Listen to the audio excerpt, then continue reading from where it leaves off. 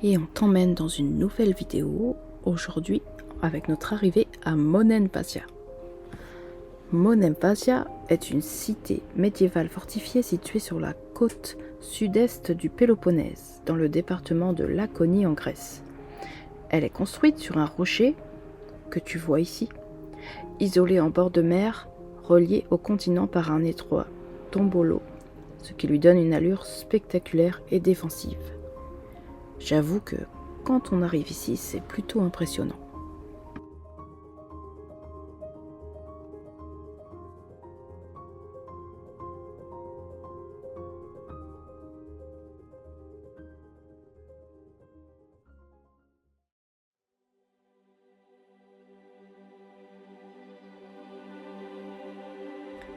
Bienvenue à toi sur notre chaîne de voyage. Nous sommes une famille de 3 filles. Moi, Noémie, ma femme Irène et notre fille Rosie. On voyage avec nos 2 chiens, Viking et Sushi. On est parti en juillet 2025 avec notre fourgon pour un tour d'Europe avec un rêve en tête.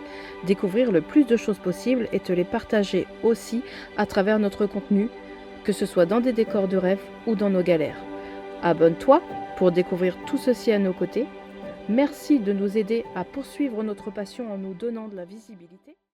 Là, on est en train de monter pour aller à Monemvasia et regardez-moi cette petite crique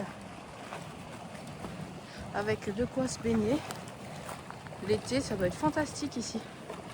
Enfin, ça doit être surtout blindé aussi. Et l'eau y est transparente.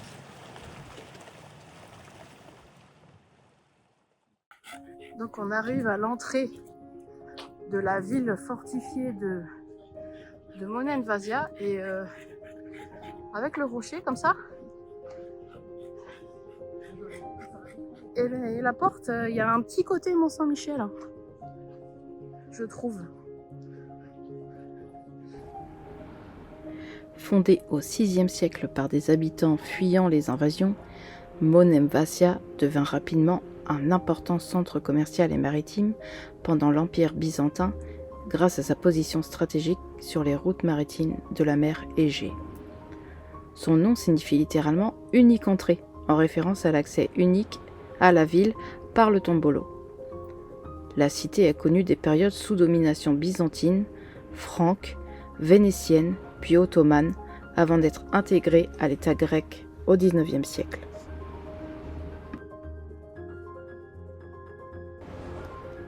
Monemvasia se compose de 2 parties principales. La ville basse, par laquelle nous sommes arrivés, encore habitée, avec ses ruelles pavées, ses maisons en pierre, ses églises byzantines et des édifices historiques comme l'ancienne mosquée ottomane, aujourd'hui devenue musée. Et la ville haute, anciennement l'acropole médiévale, qui est aujourd'hui en grande partie en ruine, mais où se trouve notamment l'église byzantine de Sainte-Sophie, offrant de magnifiques vues sur la mer.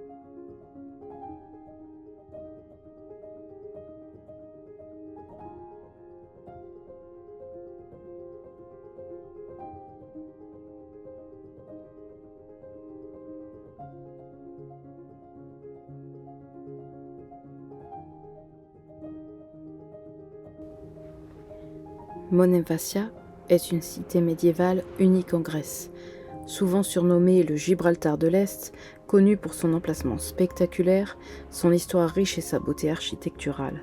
C'est une véritable capsule temporelle médiévale, idéale pour les amateurs d'histoire, de culture et de paysages marins.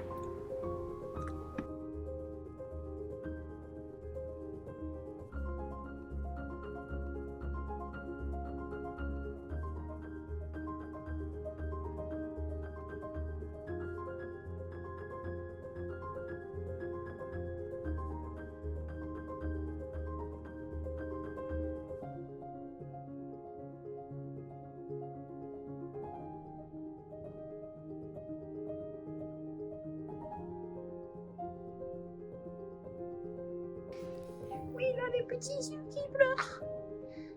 Oui, petit chat. Mais il est malade, petit chat.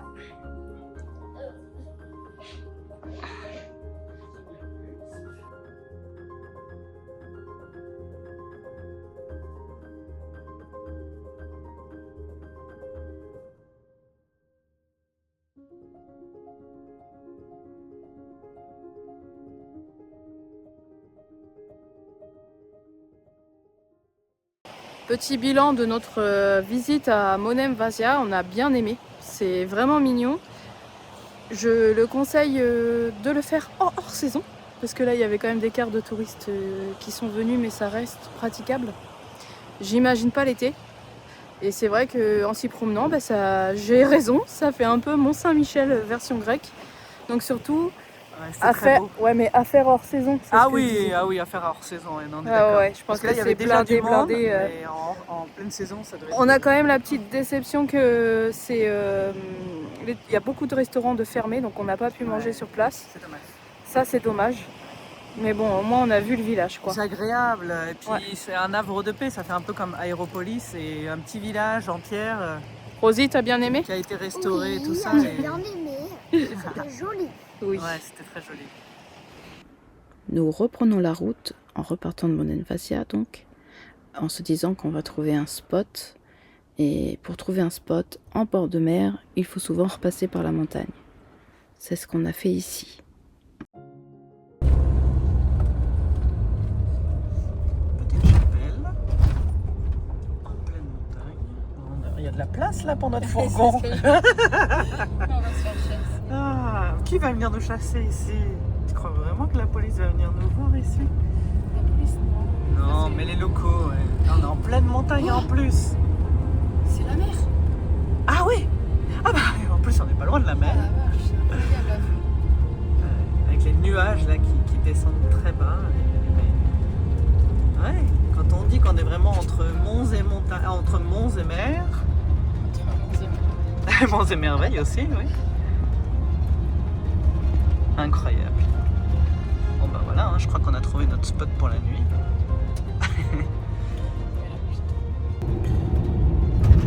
Bon, alors petite déception du jour. Là, on est obligé de repartir de là où on était. On avait trouvé un petit spot là, juste à côté de la mer. Vraiment, c'était trop mignon. Il y avait quand même suffisamment d'espace pour pouvoir se poser. On avait un petit ponton qui donnait directement à la plage, mais malheureusement, on a dû repartir aussi vite parce que Noémie, elle a regardé la météo. Elle a une application météo qui s'appelle Windy et qui est très fiable. Et dessus, malheureusement, ça indiquait qu'il y avait des rafales à 65 km/h dans la nuit. Sauf que on a déjà donné ça en Croatie, à être secoué comme des pruniers. Donc on n'a pas envie forcément de revivre cette expérience-là. Donc là, malheureusement, on est obligé de reprendre la route. On en a encore pour 1h30. Noémie nous a retrouvé un autre spot un peu plus loin. Ouais, un peu éloigné un peu plus dans les terres en fait. Voilà. Parce que là, si on dort en bord de mer dans toute la région, c'est la même en fait. On va avoir une tempête cette nuit, donc j'essaie de nous protéger un peu plus dans les terres pour la nuit, quoi. Donc là, on va à notre prochain spot et puis on va voir comment c'est.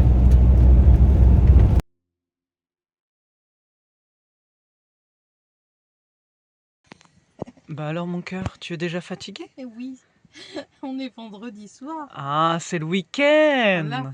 Ah, je comprends mieux. Enfin vendredi. Je suis enfin en week-end. D'accord. Et le week-end, qu'est-ce qui se passe? Je me repose. Tu te reposes. Donc on ne conduit pas, on reste là 3 jours? On reconduit que lundi? On saura ça demain. Au jour le jour.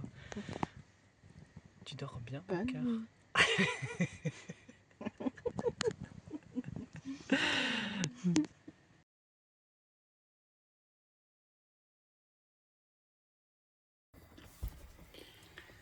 Coucou tout le monde. Aujourd'hui, on est à Konakia dans le Magne. Et en fait, comme vous le voyez, Il pleut. il pleut. On s'est mis ici pour s'abriter du mauvais temps. Et ouais, du coup, on a décidé, hier en fait, il y avait une alerte orage et puis On a bougé d'endroit comme on l'a expliqué et aujourd'hui on a décidé de rester ici sur place. Même si on a très peu de réseau, donc je galère à télécharger toujours une vidéo qui a 2 jours de retard. Mais là on s'est abrité, comme vous le voyez, par des murs. Parce qu'il y a eu dans la nuit des rafales à 60 à peu près. 60 km/h. Et aujourd'hui le temps est guère mieux, donc on s'est dit qu'on allait rester parce que pourquoi bouger pour avoir ce temps-là sur tout le Péloponnèse, c'est ridicule. Donc on a suffisamment d'autonomie et heureusement on a beaucoup roulé hier parce qu'il ne faut pas compter sur le soleil aujourd'hui pour les panneaux solaires. Mais donc on reste ici, ça sera un petit peu mieux demain. Là on sait qu'on en a pour une dizaine de jours de pluie, peu importe où on va. Mais demain en tout cas ça sera un peu plus calme avec moins de vent, donc là on pourra rerouler. Aujourd'hui, voilà, c'est journée pyjama, cocooning. On est bien, on est tranquille. Voilà, tout simplement. Alors cocooning, oui et non finalement, parce que je suis sortie sous la pluie, profitant d'être près d'un point d'eau pour nettoyer notre cuve d'eau grise qui était défaillante, enfin la sonde qui nous disait qu'on était tout le temps plein, ce qui n'était pas le cas. Bonjour à tous. Bon, aujourd'hui, on se réveille au 3e jour dans le village de Konakia, dans le Magne. Et comme vous le voyez, il fait pas beau. Et du coup, on est en plein questionnement parce que on voulait rester encore pour 2-3 mois en Grèce. Et en fait, on commence à être un petit peu fatigué, enfin surtout moi à vrai dire. Fatigué de se baser chaque jour sur la météo pour savoir où est-ce qu'on va aller dans le Magne, où est-ce qu'on va dormir, où est-ce qu'on va pouvoir se poser. En hiver, c'est une galère en fait d'éviter les intempéries actuelles, etc. Et à la base, on était attendre autant de mois par rapport à la boucle qu'on voulait faire, c'est-à-dire remonter par la Bulgarie et la Roumanie, puisque le dilemme étant que Rosie dort en toit relevable. Et on ne peut pas être dans le grand froid tant qu'on voyage avec elle. Donc là, on est en train de complètement changer nos plans. Et de se dire qu'on va encore là faire le mois de janvier en Grèce. Parce que ça reste un pays qu'on adore et on est bien sur le Péloponnèse. Hein. Là, aujourd'hui, on retourne en Argolide puisque c'est la seule région où il n'y a pas d'alerte vent et qui fait beau cette semaine, donc on retourne en Argolide en dessous de nos plis. Mais on est en train de se demander si on va pas se prendre des billets ferry pour aller visiter le sud de l'Italie et avoir un temps à peu près comme celui-ci et faire une boucle en Italie avant de regagner la France. C'est ce qui nous éviterait les galères probablement sur la route au niveau du temps avec la Bulgarie et la Roumanie en plein hiver, ou en sortie d'hiver. Donc voilà, réponse dans les prochains épisodes de ce qu'on va faire.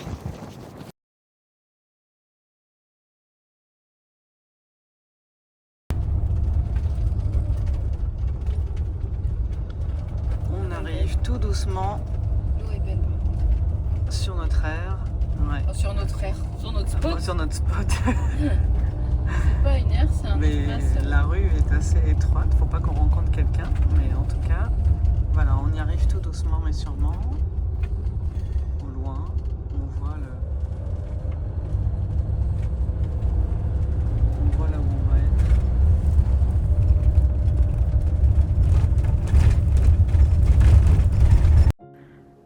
On se réveille le matin après avoir décidé de se garer dans la baie de Vivario ou Vivari, un petit village côtier du district régional d'Argolide, rattaché à la municipalité de Nopli, dans la région du Péloponnèse, au sud de la Grèce.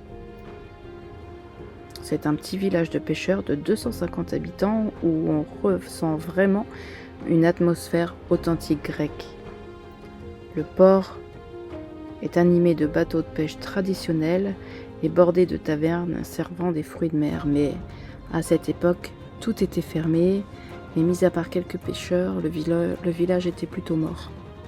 Bon, nous, ça nous va, on aime le calme, donc on en a profité pour se balader, se reposer et faire quelques photos ici.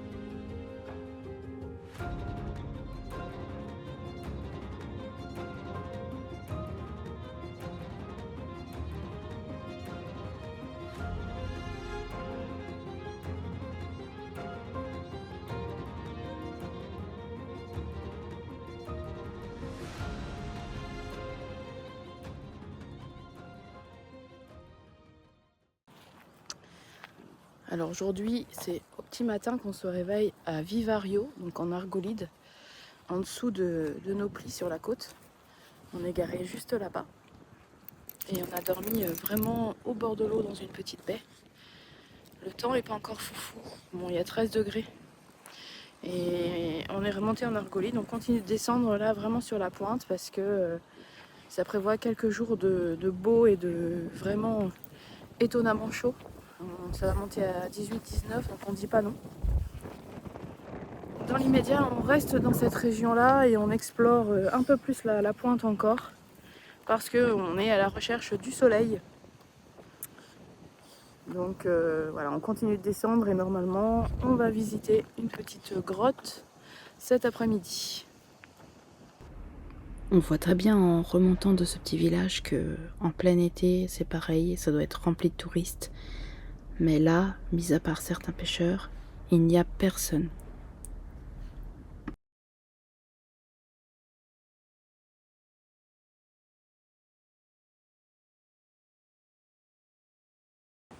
Regardez cette maison décorée avec soin, où sur le bord de son muret, il y a des petites décorations partout. Et elle est mignonne comme tout. Et à l'intérieur, il y a plein de petites décos, de petites étagères. Et il y a même un petit panneau de bienvenue en bois à l'entrée. Vous voyez, avec toutes ces petites choses ramassées. Enfin voilà, moi j'adore quoi. Trop mignon. Et ils ont la vue sur cette baie.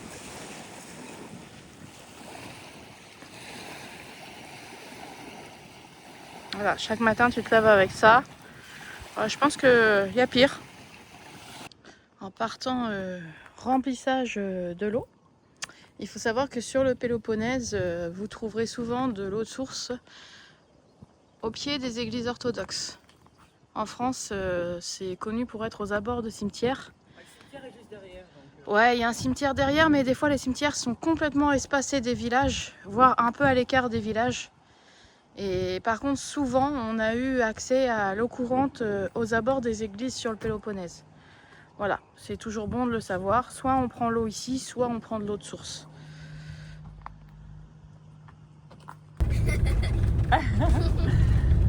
Petite balade avec Viking sur les genoux. Tu veux bien mon amour? Bah, c'est un peu serré. Mais ça le fait. Regarde, tu regardes la route. Oh, baby. Et là on arrive dans les routes de montagne, c'est... Regardez-moi ce petit martin pêcheur. On vient de le voir prendre son petit poisson là. Là, il fait son festin là. Ouais. Et on a vérifié par rapport aux couleurs et c'est bien ça. Je me disais que c'était un martin pêcheur et c'est bien ça. Il se régale. Il est orange et bleu. Arrivé dans la ville d'Hermione, qui sera le thème de notre prochaine vidéo, cette vidéo s'arrête ici. Merci encore pour ton soutien. À bientôt dans la prochaine vidéo, car tu verras, on a eu des choses à dire et à faire sur la ville d'Hermione. Alors, à bientôt, abonne-toi si ce n'est fait.